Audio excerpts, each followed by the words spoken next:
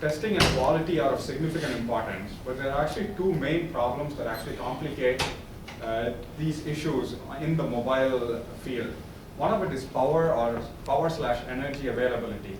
So a lot of software systems research has always assumed that systems are plugged in.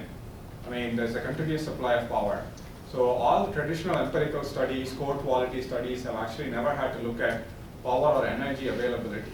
That is, are there certain concurrent apps that when they are active together, they draw more energy or power than operating normally or individually?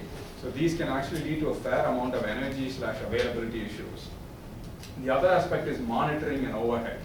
So with most systems, it is actually possible to build in a certain amount of monitoring, but it is not actually possible to do that on the mobile devices, primarily because of two restrictions.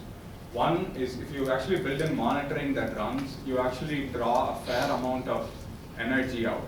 So that actually draws your battery power faster.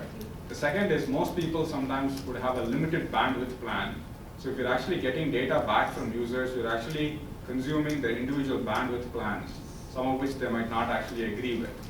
So these are certain issues people will have to work around. And in this section, we'll actually see 3 papers from Sung Sil University in South Korea, and from Rochester Institute of Technology in New York, and from Ohio State University. So there are 2 papers that actually fit into the monitoring and overhead group, and there's 1 paper on the power/energy. So we'll actually have the first paper from Sung Sil University in South Korea,